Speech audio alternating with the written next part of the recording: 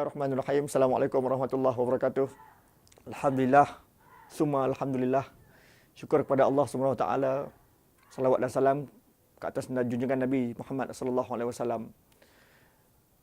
Kita bersyukur kepada Allah Subhanahu wa taala kita diberikan lagi kesempatan untuk menikmati segala nikmat yang Allah berikan kepada kita. Kanan kita nikmat, kiri kita nikmat, belakang kita nikmat, depan kita nikmat. Segala nikmat-nikmat yang kita tidak mampu untuk huraikannya, tetapi hanya kita mampu merasainya. Cuma jangan rasa dengan nafsu, tapi rasa dengan iman, insya-Allah. Baik, adik-adik, saudara-saudari, pada hari ini saya nak bawa satu ayat Quran yang berbunyi ba'da a'udzubillahi minasyaitonir rajim. Ya ayuhan nas, inna khalaqnakum min zakarin wa unsa wa ja'alnakum syu'uban wa qabaila lita'arafu. Wahai manusia, kami jadikan kamu zakarin wa untha, lelaki dan perempuan. Wa ja'alnakum syu'uban wa qabail, dan dijadikan pula di kalangan kamu ini bersuku-suku, berpuak-puak. Sebab apa? Untuk apa? Li ta'arufu, untuk kita saling mengenali. Baik. Universiti Malaya truly Asia. Ini hebat. Saya sebutlah, kan. Sebab apa? Dalam UM ni salah satu universiti yang ada semua bangsa kat sini. Hampir orang kata hampir mewakili segala suku kaum. Kita ada Melayu, kita ada Cina, kita ada India, kita ada Iban, kita ada Kadazan, kita ada orang asli, kita ada macam-macam yang tak mampu kita sebut. Jadi barangkali di kalangan saudara-saudari ini datangnya mungkin daripada women's school. Tak pernah bergaul dengan orang lelaki, nampak orang lelaki, fobia. Barangkali ada yang mungkin datang daripada boys school, kan? Betul kan? Ada yang angguk tu. Dan ada pula yang datang daripada sekolah agama, yang tak pernah bercampur gaul dengan bangsa lain. Begitu juga yang mungkin, tapi kalau yang Chinese India, kalau pergi sekolah menengah, dia tak ada sekolah jenis menengah Cina, tak ada dah. Dia akan mula bercampur. Cuma bila masuk UM, kita tak ada pilihan. Bukan tak ada pilihan, kita kena bergaul. Dan dalam Islam, kita perlu bergaul. Dan kita perlu menghormati orang lain, kita perlu menghargai orang lain, dan kita perlu memaafi orang lain. Kalau tiga ini ada dalam diri saudara-saudari, diri saya, maka kita akan hidup aman. Sebagai contoh, sesama Islam. Bersangka baik. Adakah kita boleh bersangka buruk pada orang bukan Islam? Tidak juga. Kita juga perlu bersangka baik dengan orang bukan Islam. Akhlak, tolong jaga. Bukan terutamanya, walaupun kita berada di kalangan orang bukan Islam. Ada orang di kalangan Islam dia baik. Oh, dia memang lelaki yang baik. Tapi mungkin salah faham dia berkenaan dengan pergaulan dalam Islam. Bila dia ada rumit, barangkali sebab saya tahu ada kolej-kolej yang bilik dicampur. Melayu, India, Cina dicampur satu bilik bagi satu bilik integrasi. Bila balik bilik dia mula tak hormat. Sebab apa? Sebab this is not my race, this is not my religion. No, this is not Islam. Orang Islam akan menghormati semua orang. Sebab akhlak orang Islam inilah yang akan menjadi bukti kepada kawan-kawan kita yang bukan Islam, this is Islam. Dan barangkali disebabkan kita lah, maka ada pandangan buruk yang mengatakan Islam is teroris, Islam is ekstremis, Islam is kolot, disebabkan orang Islam. Maka kita kena jaga hubungan ni baik-baik. Saya nak bawa satu kisah di mana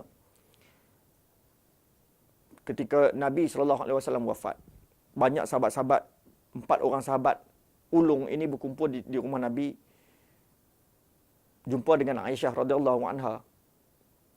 Bukan jumpa untuk nak tanya berapa harta Nabi tinggal, dia pun tak kisah pun. Dia tanya apa benda yang dia boleh sambung buat apa yang Nabi buat. Ini hebat.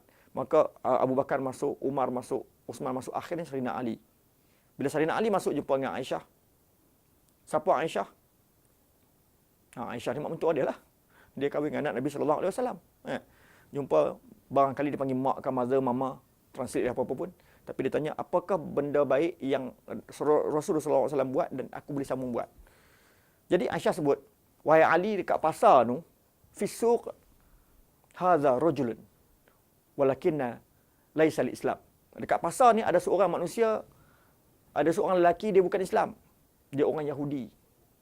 Dia orang Yahudi, dia buta yang Nabi bagi makan setiap hari. Nabi bagi makan setiap hari kat dia. Okey, baik. Jadi kau boleh tolong sambung bagi makanlah kat dia. Jadi Sayyidina Ali dia pun pergi. Bila pergi kat pasar, dia bawa susu, dia bawa roti. Dia bawa susu, bawa roti, pergi kat pasar, dia cari. Dia nampak seorang Yahudi buta. Bila dia dekat dengan Yahudi tu, Yahudi tu duk kutuk Nabi. Duk maki Nabi, duk kata macam-macam kat Nabi SAW. Maka terdetik di hati Sayyidina Ali, takkan orang selalu duk kutuk Nabi, Nabi akan bagi makan, betul? Yalah kalau kita pun rasa kasut saya 7 naik kepala kan. Jadi Sayyidina Ali nampak di situ tak logik. Jadi dia pusing lagi. Akhirnya seorang pekedai ni tanya Sayyidina Ali, "Ya Ali, hang ni cari apa?" Orang Kedah ke ada orang Arab, ni saya translate. "Cari apa?" "Aku cari seorang Yahudi yang buta yang selalu Rasulullah bagi makan." Yang tadi itulah. Jadi Sayyidina Ali dia pergi balik dekat orang buta ni tadi. Bila dia duduk, sebab sahabat Nabi dia tengok apa Nabi buat, setiap satu dia tiru kan. So dia duduk seolah-olah macam Nabi duduk. Maka Yahudi ni masa dia tengah duduk kutuk Nabi SAW ni, tiba-tiba dia berhenti. Dia berhenti, dia senyap. Dia tahu waktu makan dia dah sampai. Kan? Ya. Jadi bila dia merapat antara lutut dia dengan lutut Yahudi tadi tu, dia menyuapkan roti ini ke dalam mulut si Yahudi tadi. Yahudi ni mamah, dia ludah, dia buang. Dia buang. Senyap. Dia kata, "Ini bukan orang yang suapkan aku roti setiap hari." Sayyidina Ali senyap je. Sebab Sayyidina Ali tahu kalau kata Nabi bercakap, pasti Yahudi tahu itu adalah Nabi. Dan pastinya Nabi tak bercakap. Jadi apa berlaku? Yahudi ni kata, "Ini bukan orang yang menyuapkan aku roti setiap hari. Sebab orang yang menyuapkan aku roti itu, dia menyuapkan aku dengan penuh. Dia menyantuni aku. Dan aku merasakan seolah-olah macam mak aku suap aku mata aku kecil dulu." Tuan-tuan, saudara-saudari, hebatnya Nabi SAW. Betapa ikhlasnya Nabi sampai ke tahap itu dirasa oleh Yahudi tersebut. Sayyidina Ali diam, Sayyidina Ali suap pula susu ke dalam mulut dia. Sama juga dia buat.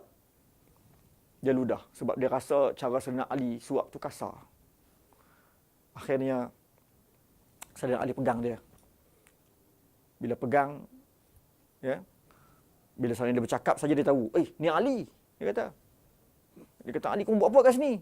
Sabar, dia kata, "Kamu nak tahu tak siapa yang menyuapkan kamu roti, memberi kamu minum susu setiap hari?"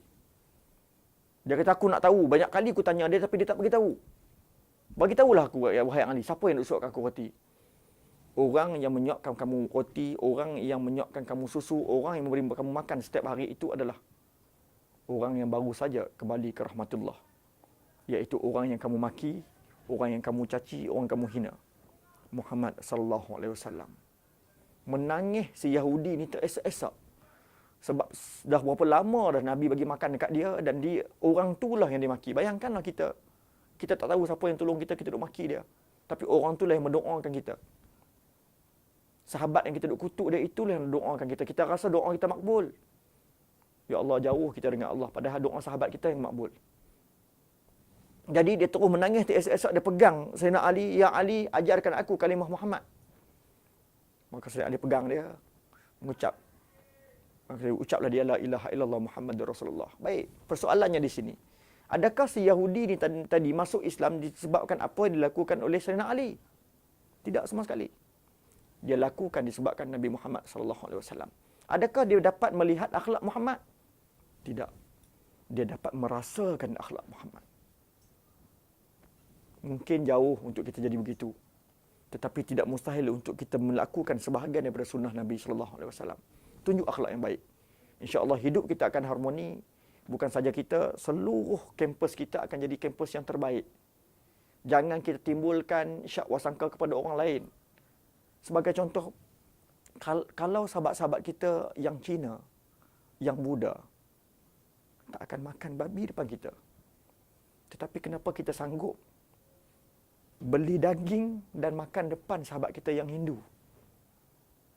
Yang mungkin orang tak setuju dengan saya, tapi sepanjang bila saya buat open house, saya panggil sahabat-sahabat saya yang bukan Islam, takkan ada daging lembu yang saya hidangkan. Sebab bukan saya nak menafikan halalnya daging lembu, tetapi saya tak nak menghormati sensitiviti mereka. Sebab mereka datang sebagai sahabat saya, mereka datang sebagai kawan saya.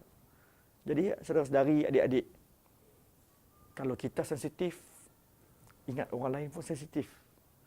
layanlah orang lain bagaimana kita nak dilayan. Layanlah orang lain seperti mana kita nak malaikat layan kita. Layanlah orang lain seperti mana kita nak pahala daripada Allah Subhanahu Wa Taala. Jangan kita pentingkan diri sendiri, insya-Allah. Dan kita kena ingat, jangan don't judge a book by its cover. Jangan kita hukum orang sebab innallaha la yanzuru ila suwarikum wa amwalikum wa la yanzuru ila qulubikum wa a'malikum. Allah, sesungguhnya Allah tidak melihat rupa kamu, berapa banyak harta kamu, tetapi Allah melihat hati kamu dan amal kebaikan kamu. Dan apa yang Allah lihat adalah sejauh mana ikhlasnya kita. Jadi dalam hidup kita kat UM ini, ingat, UM is truly Asia. So hormatilah orang, hargai orang lain, dan kalau ada orang buat salah pada kita, maafkan orang lain. InsyaAllah kita akan hidup aman harmoni, dan itulah yang disarankan oleh Islam. Wabillahi taufiq wa hidayah. Assalamualaikum warahmatullahi wabarakatuh.